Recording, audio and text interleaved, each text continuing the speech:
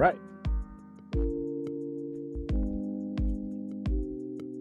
Again, sa Mga kabunyog, mga kababayan, saan man pong panig kayo ng mundo, like nasa and Pilipinas man po subscribe. kayo o nasa labas ng bansa, anong oras man po sa inyo dyan ngayon, umaga man po, tanghali, hapon, gabi, pinapanood man po ninyo ito, Ebola ang G, live shout po out. replay.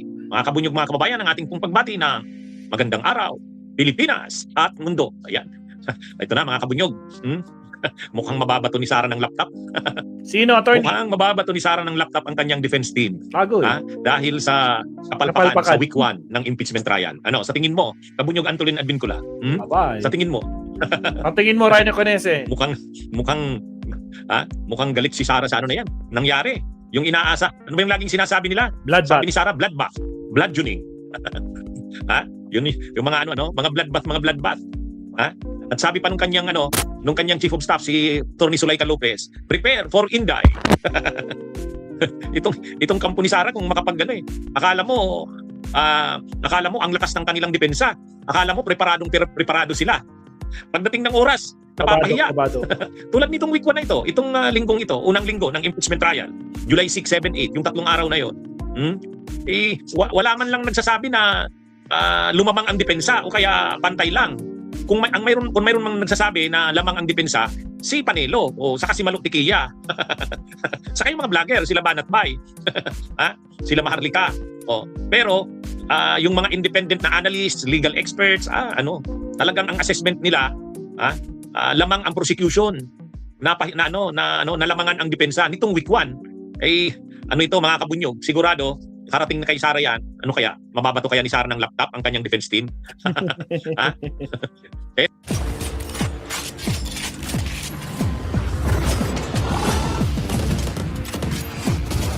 Anyway, ito mga kabunyog, itong si Puwa, si Michael Puwa, yung spokesperson ng defense team ni Sara, nagpapatawa nagpapatawa si Atty. Michael Puwa. Sabi ni Atty. Michael Puwa, mga kabunyog, nung tinanong siya kung ano ang grado niya sa kanilang grupo, yung defense team, sabi niya 10/10. 10/10. Kung 10 ang perfect score, 10 ang grado ni Puwa. Mga kabunyog. Hindi, sa totoo lang.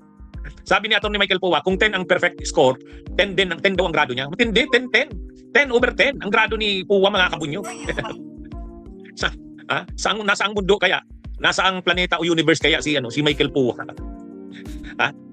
Pagkaganyan ang pagkaganyan ang tingin nila, tulad ng sinasabi ni Michael Puwa na magaling yung kanilang performance, ibig sabihin yan, panalo na sila? Wala, matatalo talaga sila. Kailangan tanggapin nila yung katotohanan. Lahat halos nagsasabi, palpak ang defense team. palpak ang defense team sa week 1, yung July 6 to 8 na yun, yung 3 araw na yun. Dapat bumawi sila sa week 2. Kaya lang paano babawi kung ang tingin ni Michael Puwa nakalamang sila at 10/10. Ibig sabihin, wala silang nakitang kahinaan sa kanilang defense. Ay samantalang obvious na palpak yung Atty. Narbasa. Yung kasamahan nilang si Atty. Narbasa, obvious na palpak. Sa tingin ng mga senador, sa tingin ng taong bayan, palpak yung Atty. Carlo Joaquin Narbasa na yon. Kahit yung pahabol na abogado, yung Mark Binluan. Tapos ang grado ni Michael Puwa ay 10/10. Saan kaya siya kumukuha ng kapal ng muka na maggrado ng ganun? Sa bagay, sanay na niyan si Michael Puwa. Sanay na niyan si Michael Puwa. Wala na, hindi na nahihiya yan sa ganyan. Sana ay. Kaya yung sabi ni Michael Puwang 10/10, saan yun? Saan galing yun? Di ba, Kabunyog Fernando Cabral, sa tingin nyo, saan ang galing yung grado ni Atty. Michael Puwa na 10/10? Eliseo Perez, Emily Santos, saan galing kaya yun? RCU Mang. Aspak. Kaya Fernando Cabral, saan kaya kinukuha ni yung grado na yon? Saan niya binase? Kasi lahat halos nagsasabi palpak yung performance ng defense. Lalo na yung Atty. Narbasa na yon. Pero sinasabi ni Michael Puwa, 10/10. Ay grabe, Grabe. Pero sa totoo lang yan, mga kabunyog, patay nito, tama si Antonio Isik. Ay babatuhin na naman si Michael Puwa, babatuhin na naman ni Sara. Kasi mga kabunyog, ang problema kasi ng defense team na yan, naniniwala sila na walang ebidensya. Wala daw ebidensya, walang testigo. Samantalang tambak ang ebidensya, tambak ang testigo. Hindi daw preparado ang prosecution. Sila daw sa defense preparado. Ay nakita naman natin dun sa trial eh. Yung defense ang hindi preparado. Ang linaw-linaw, kitang-kitang ebidensya. 'Di ba? Kaya ano ito mga kabunyog, mga kababayan?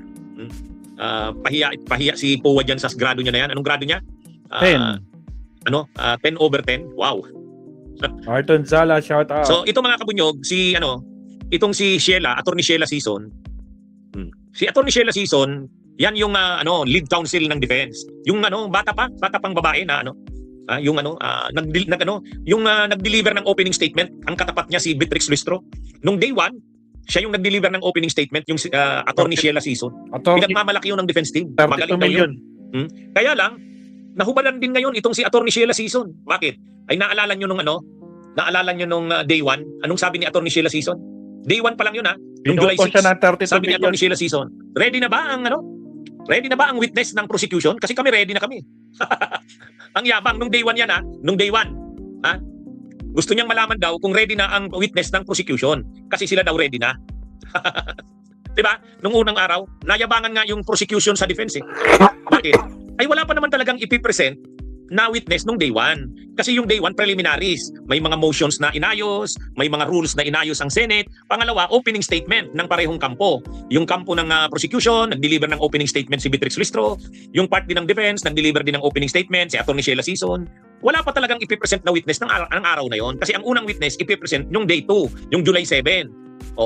Yan yung yan talaga yung schedule. July 6 yung start, pero yung presentation ng first witness, July 7. Pero mayabang na itong si Sheila Sison.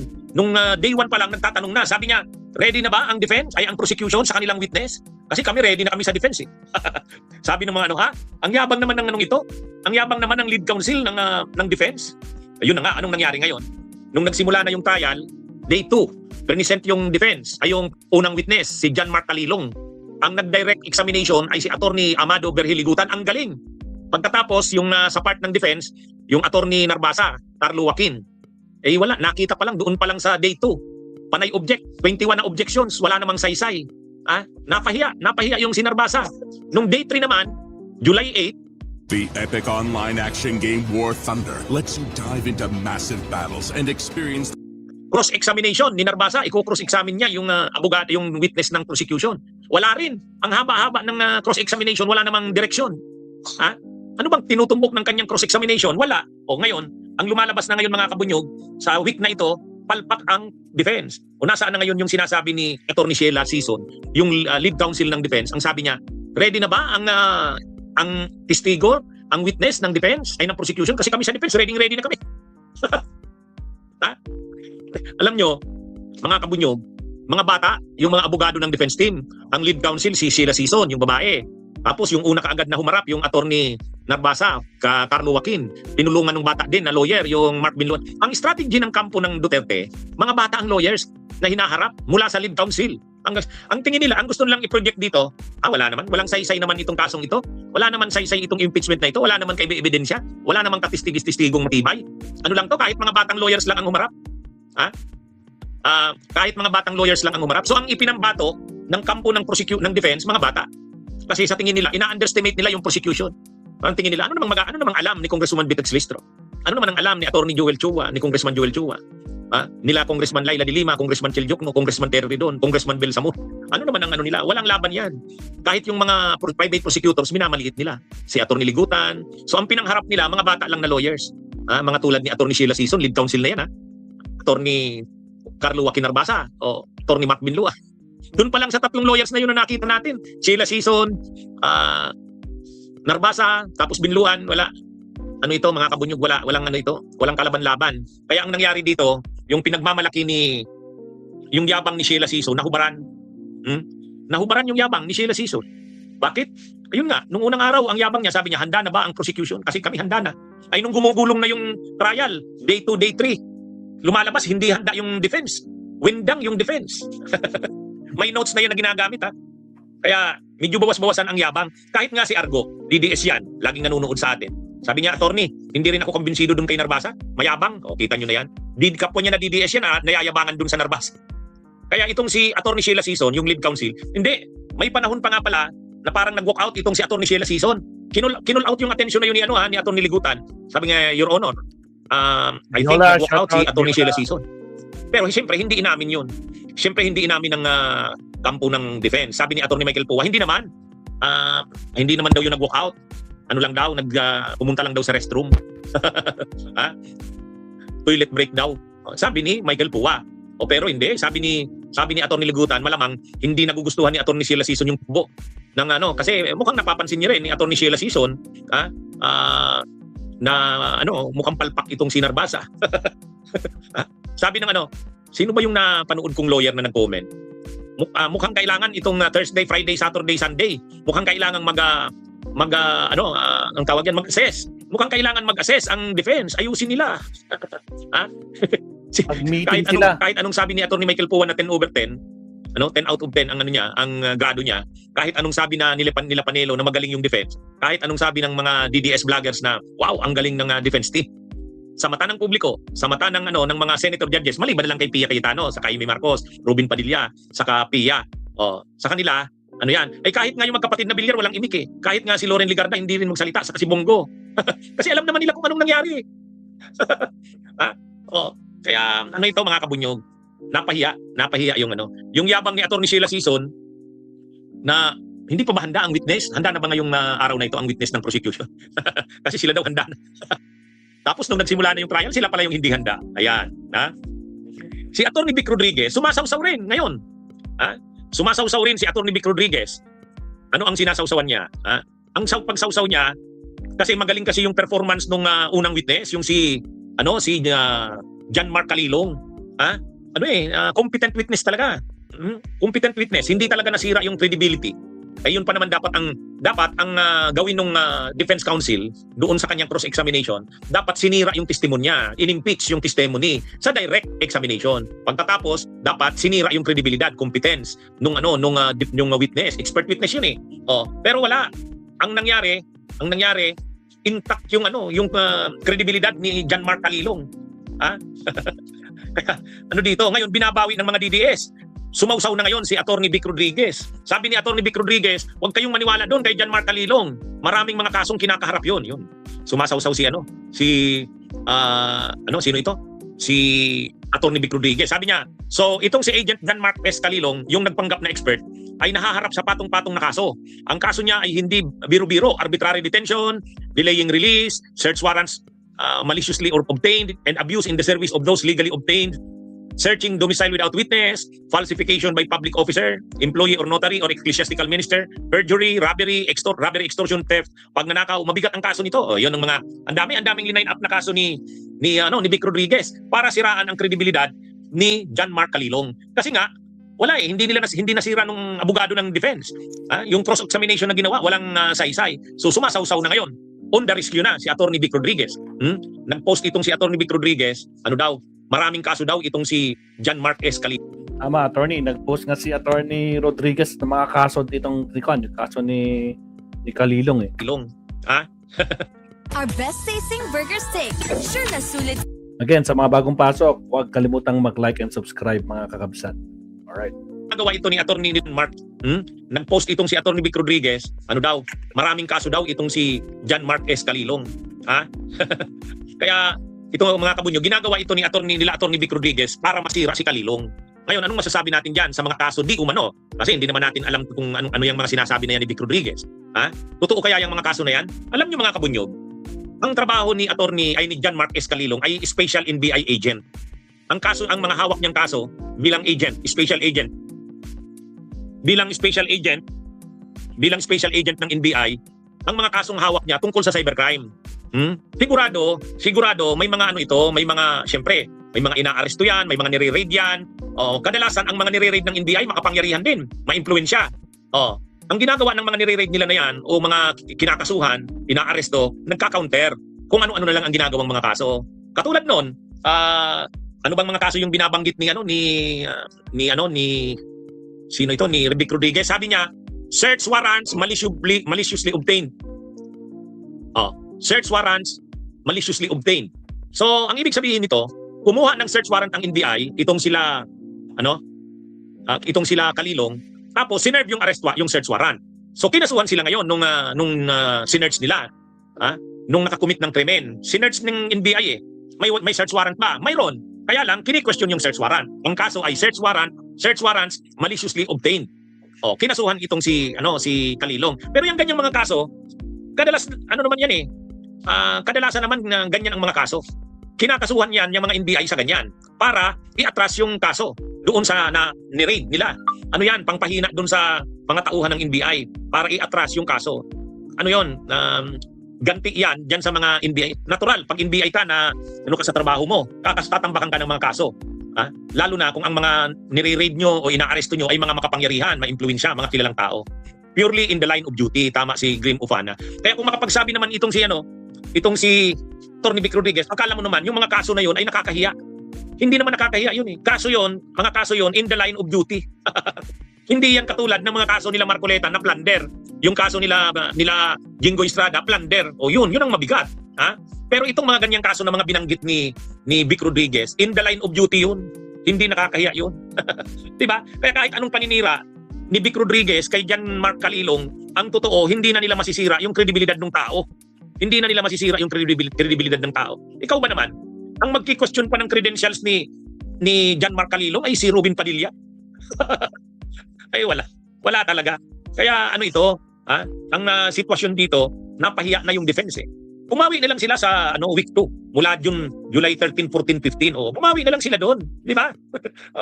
Kaya lang bago sila makabawi, tanggapin muna nila na mahina ang kanilang depensa. Tanggapin muna nila na mabigat ang kaso ni Sara. Mayabang kasi sila eh. Ang laging sinasabi nila, mahina naman ang ebidensya. Mahina naman, wala namang mga testigo. Kahit na hindi na natin seryosuhin yan. Ganun yung kanilang dyan. Pero sa week 1, napahiya sila. Ngayon, dahil napahiya na, nire-remedyohan na lang nila. Katulad ng Atty. Narbasa, hindi naman na-impeach yung testimonya ni Kalilong, hindi rin sinasira yung kredibilidad ni Kalilong. On the rescue ngayon si Vic Rodriguez. Kung anong mga paninira na ang ginagawa. Kaya lang, kahit yung mga kasong sinasabi ni Vic Rodriguez, wala naman yun. Sa isang NBI agent, normal lang yun na makasuhan ka ng mga ganun. Mga kaso yun in the line of duty. Tama si Grim Utana. Di ba? Mga kabunyog, mga kababayan. Ito naman si Harry Roque. Sumasawsaw na rin itong si Harry Roque.